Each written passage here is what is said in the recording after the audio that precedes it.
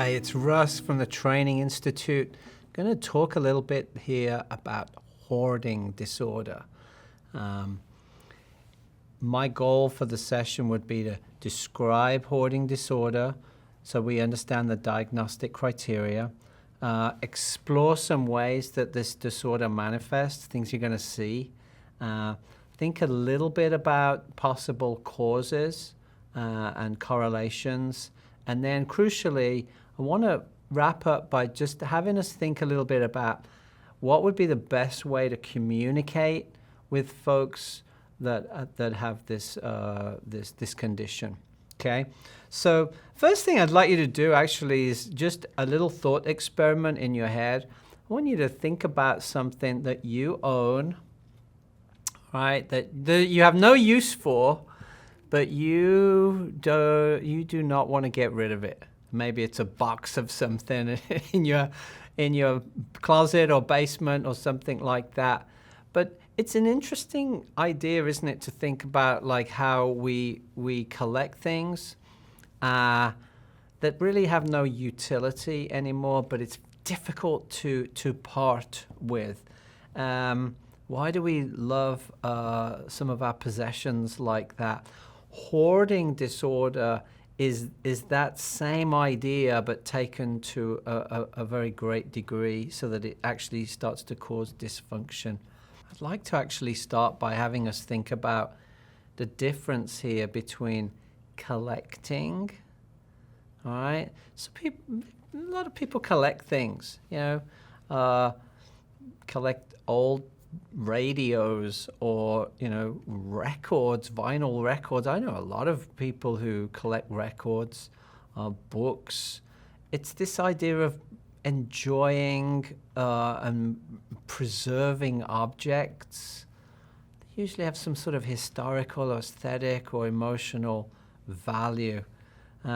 Collecting is just a really common thing. The next sort of stage might be cluttering, right? So now you've got an accumulation of things, have personal meaning, and they're sort of gathered and stored kind of all over the place. There's no organization. It's cluttered. We're not at hoarding yet. Hoarding takes all of this to a new level, and that's where we're going. So now hoarding is, and you've heard this a lot now if you've been watching our clinical videos, this pattern of behavior. It involves two things, right? It involves the excessive acquisition of things, and then that is paired with the inability to discard them.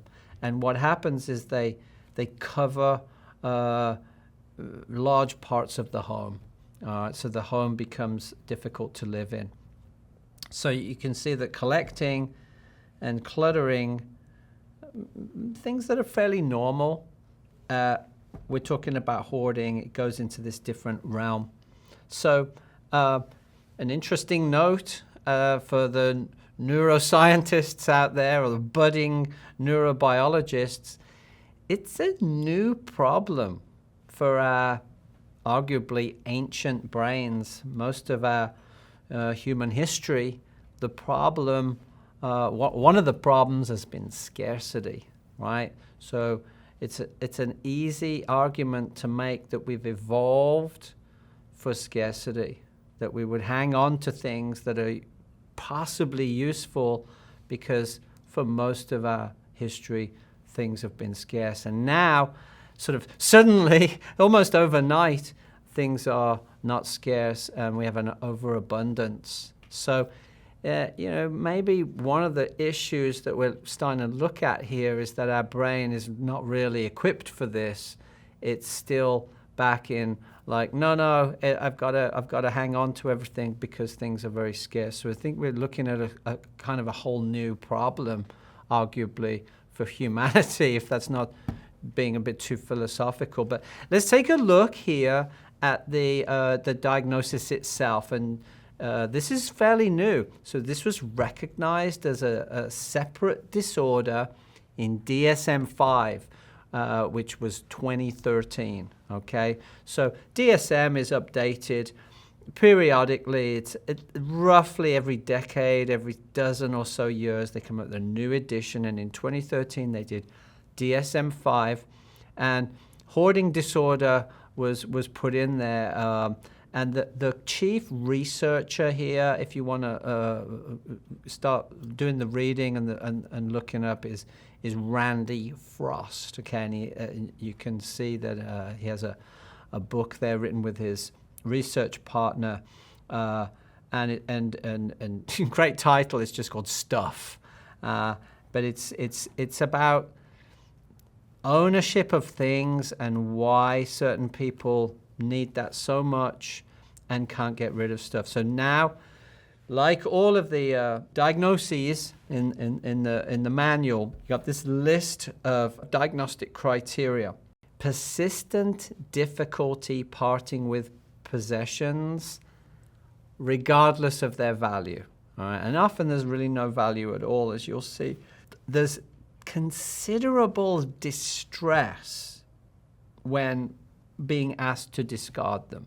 Okay, so that's another common thread through our clinical series is remember that for a psychiatrist or a mental health professional to diagnose someone with a mental health condition, they ask themselves, is this, are these symptoms causing significant impairment or distress? And here, what you see is, yes, you get significant distress when asked to essentially throw things away. The third part of the diagnostic criteria is that this acquisition and accumulation substantially compromises the living space. So much so that, in extreme cases, people literally cannot use particular rooms in their place. Maybe that's the bathroom. Can we consider that there's so much accumulation of possessions that the bathroom is now unusable, or maybe the kitchen, or parts of those areas. So it's very substantial. And this is classic DSM. The hoarding causes clinically significant distress or impairment in social, occupational, or other important areas of functioning. All right, quite clearly. It's not attributable to another condition, some sort of medical condition, and it's not better explained by a different mental health disorder like OCD, something like that. So it's now its own disorder. All right, now I'm going to hit you with a few little questions just to get you thinking as we progress together here. I wonder what you think, and they're true false, so it's super easy. Hoarding is mainly a disorder present in older people.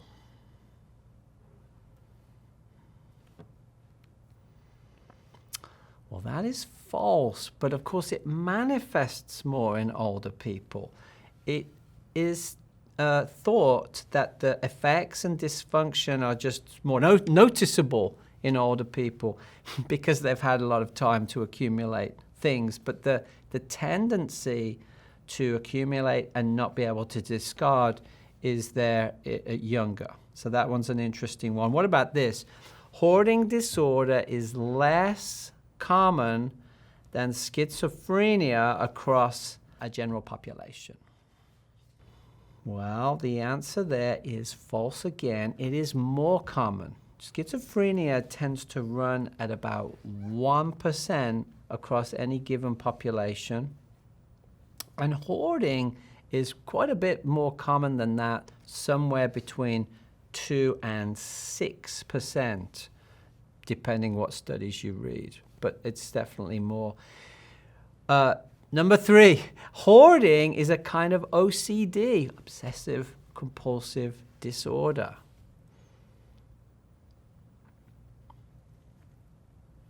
Well, that was a bit of a trick question. The answer is false. It used to be listed under a kind of OCD. Now it's listed as a separate condition. The thinking there is that it's a slightly different bit of brain circuitry that's going on. But remember, you can have both.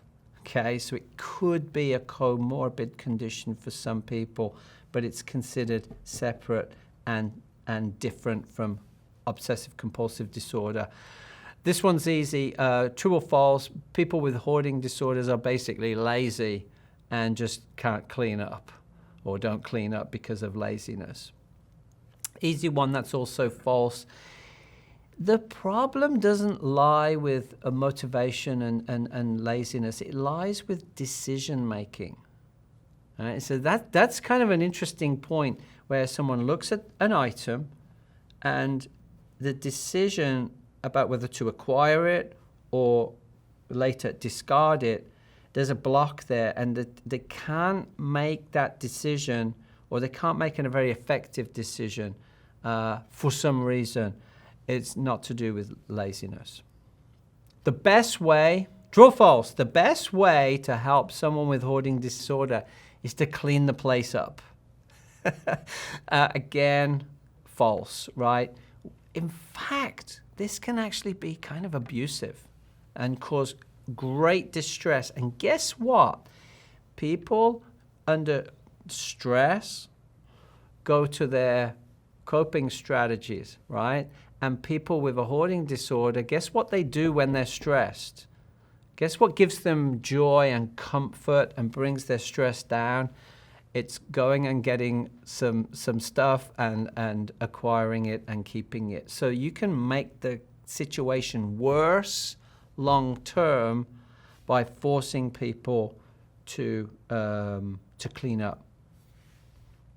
By the way, the recurrence of hoarding behavior without treatment is 100%.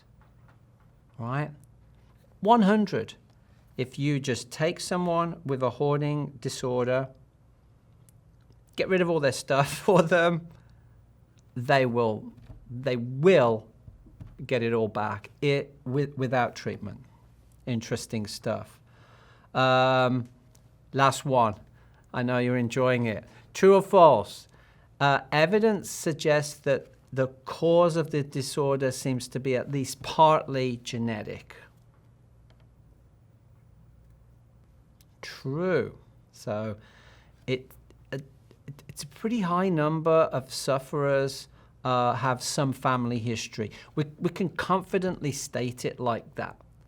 That's how I like to say it. It's like there's a family history that's clearly there. Now, does that mean it's genetic? Not necessarily, but it points us in that direction. Remember, the other component there is if you grow up in a house where there's hoarding, you might pick that up as a habit just through modeling.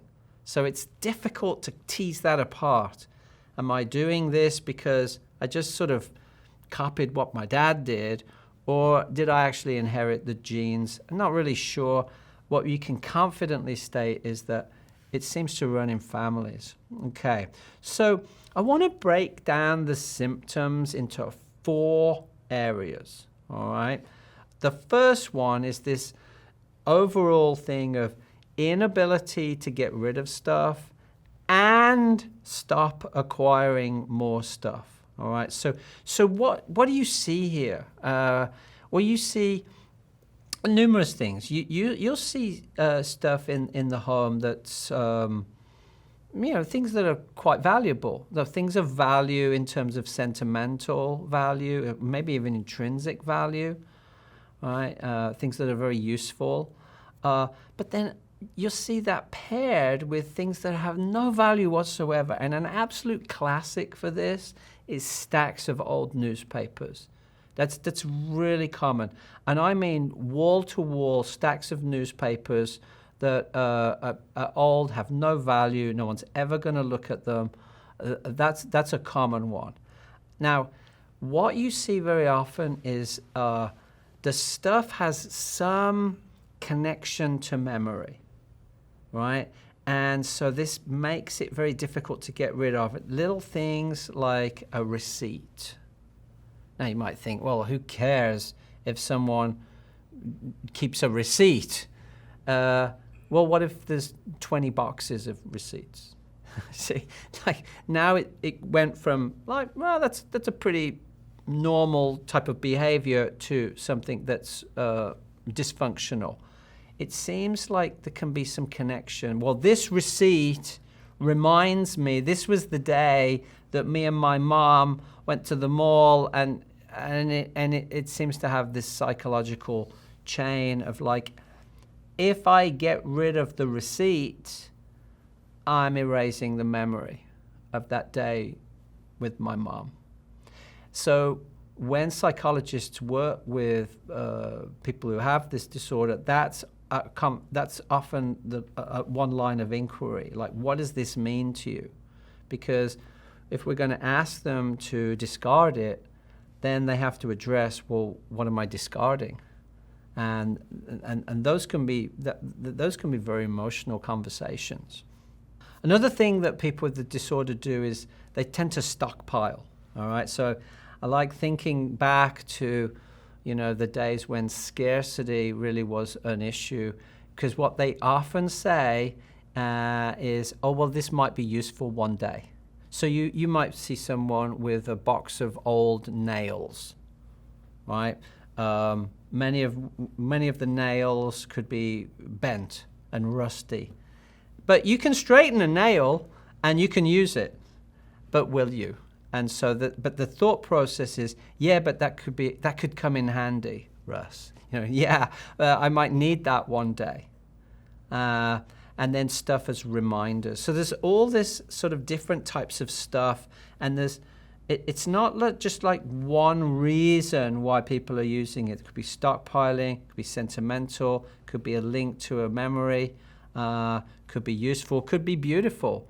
But it's almost like they get a lot of they get a lot of comfort from things.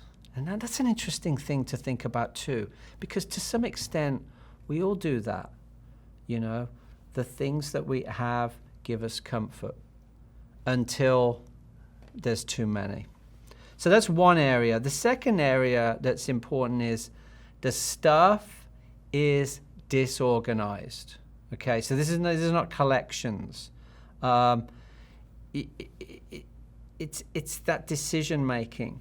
When hoarding gets bad, people don't even get rid of garbage. So there's piles of garbage. Some of the stories are quite heartbreaking, really, where a whole room is unusable because it's full of basically garbage, old diapers, things like that. Something in the decision making goes wrong where they can't get rid of it, and so stuff is very disorganized. In one particular example that Frost was talking about, it's really interesting. The person kept their clothes out of the drawers, and they just stacked them up. So there was just piles and piles and piles of clothes. And Frost asked the person, well, why don't you put them in the closet and put them in the drawers and get them organized? And she said, well, then I wouldn't be able to see them. And I think there's a little clue in there. It's like just seeing all the clothes, seeing all the things gave a kind of comfort. So I think that's a good way to think of it, is like the things bring comfort. They bring inordinate dysfunction, but also some comfort. So you can't just say, well, just put them all away or get rid of most of them and you'll be fine. So stuff is disorganized. Now the third element, and this is an interesting one too, is the person usually feels ashamed. So they know that their house is, not is suboptimal for living, for receiving guests, for cooking, for raising children. They know that, and they're ashamed of it, but they can't seem to break the pattern. So when people do cognitive behavioral therapy, that's what the therapist will work on, is what is this pattern where you feel this emotion, right? you feel shame, you feel it in your body, you get a little stressed, you get a little down, and then you go and do your coping strategy, right? And for these folks, their coping strategy is to go out and acquire more things and bring them home, and bring home things that you'll never use. There's cases, and I mean never used, like, for example, a man who comes home with, women's jeans. Why? Because they were on sale and they were a great deal. And, I might be able to give them to one of my female family members maybe one day. No chance. And so that kind of thinking, it's like the act of acquiring them was really comforting. Like, that was a good moment. They were on sale, they were a great deal, and now I have them. That's good, and I don't know what to do with them. And then we'll just keep moving on and do the same thing tomorrow. So it's a stress reliever, but of course a stress causer at the same time. So it's both. But the person feels ashamed, and then they feel guilty, then they feel hopeless, so they're stressed, so they'll go out and they'll repeat the process. And then the fourth area is, no question, it massively affects the person's life. Sometimes people are sort of trapped in their home. Sometimes there's these little pathways through the apartment or through the house. There's only one way to get through. Usually it's stacks of newspapers, and they're sometimes referred to as goat paths. It's just a little pathway through, and they're basically trapped by their things.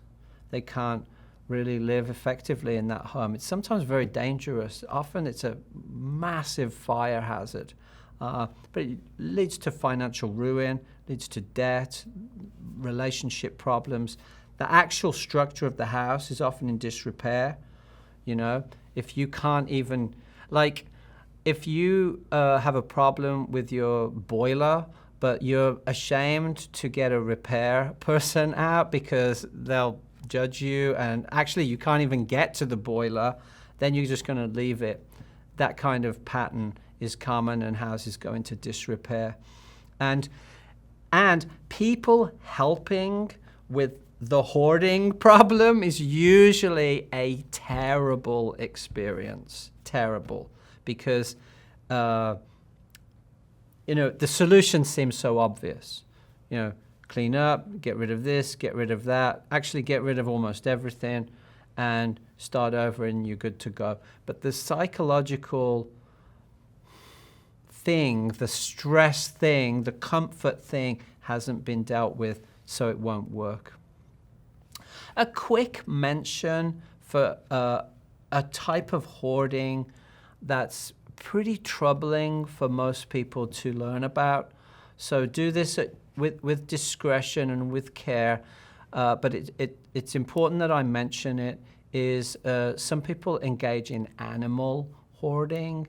And the problem is, here there is kind of a lack of insight. All right, so someone, usually people think that they're providing good care to their animals and they love their animals, but they're actually unable to provide even the most minimal standards of nutrition, sanitation, shelter, and veterinary care. So it could be pretty desperate situations. They're well-intentioned. Psychologists think that the conflict-free relationships that people have with their animals, with their pets, is kind of what gives them great comfort.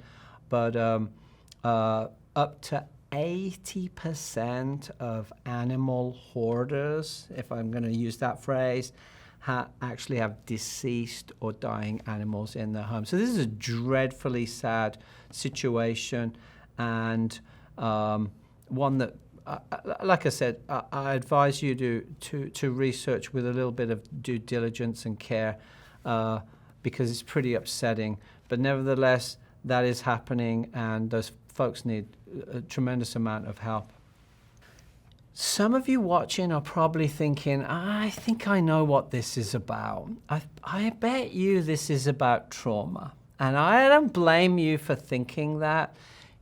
It seems so likely, doesn't it, that something happened and the person's brain said, the way I'm going to cope with this traumatic event or this traumatic series of events is to collect stuff around me so that I feel safe, so that I feel comfortable, so that I've got my things. And there is some evidence of that in the literature, but not as much as you would think, okay? There is some evidence of what you might call a dose-response relationship between, in other words, the more trauma, the more hoarding, but it is not that conclusive, actually. So it exists, but it's not conclusive. In other words, it seems like there are many causes, and trauma is certainly one of them, but not even the main ones. That's pretty fascinating. Nevertheless, when we work with people with hoarding disorder, we want to take a very trauma-informed approach. So let's think about interventions. The main thing is it's very important and difficult, especially for family members, not to confront the person with anger. All right? Why? Because if you're angry with them, that's stressful. When they are stressed and when people are stressed, the tendency is to go to your coping strategy. And we all have healthy coping strategies like going for a walk, and most people have unhealthy strategies too, like, I don't know, eating a tub of ice cream when you're stressed. And so remember, for people with hoarding disorder, for some reason, their unhealthy strategy is to acquire stuff and then keep it. So your anger, or a person's anger, might actually produce that stress response and potentially make the situation work. What's important is to acknowledge and attend to the emotions. All right? It's like if someone sort of breezes in and says, listen, this isn't a time to talk about emotions and memories and trauma and what everything reminds you of. We just need to get this place cleaned up. And sometimes the place needs cleaning up. There's been an eviction notice or something like that. So this push and pull between getting a solution and attending to the person's feelings and emotions can be a really difficult one, but nevertheless, it needs to happen. One thing that does work well is family and community engagement. The more people that get involved with compassion, empathy, and connection, the better, all right? There's some evidence for the effectiveness of psychotherapy, especially cognitive behavioral therapy, but it's not great. It's just okay. But remember, if you could work with a person and, let's say, reduce their hoarding behavior, let's just call it hoarding behaviors, by 30% or 40%, that might be huge. That might mean now that the kitchen is usable. That might mean that their cousin who lives down the street that they dearly love will actually come over, right? And that puts a relationship back into play. So being realistic about goals and reducing the behaviors is a reasonable way to proceed, rather than like we have to completely solve it right now. Interventions are better in younger people, okay? So the more effective interventions happen with younger populations generally. And I would say a good way to think about how to proceed is to think about the use of motivational interviewing, right? So, Randy Frost's research partner, Gail Stakidi, put it really well. She said, look, you've got to try and figure out, like, how motivated is the person to get over this quote-unquote problem. There has to be like a vision, a goal. Maybe it's a relationship, you know, and we have to drive towards that, because otherwise each time they come to make that decision, should I keep it, should I discard it? Unless you can compare that decision to a goal, the default is, well, I think I'll keep it because I kind of like it and it reminds me of this and I might need it one day, and, you know, there could be a scarcity one day. So if instead it says, well, is keeping it going to serve your goal, your vision, your objective or not, then decision making can get better. So use of motivational interviewing, and your values and future thinking, like think ahead. Where do you want to be in 5 years? You want to be here with this problem, with the city, with the people bugging you, with the neighbor being upset with you? Where do you want to be in 5 years? So using a form of communication that gets people to think into the future is maybe the best. All right, so let's start wrapping up. So remember, when you're working with your person with hoarding disorder, remember that they already feel bad, so you don't need to make them feel worse. Just go for small steps, build the relationship, and put whatever types of supports and community you can around them, and just make those little incremental steps toward a goal, and that's the pathway out. So good luck, thank you for listening, and take care.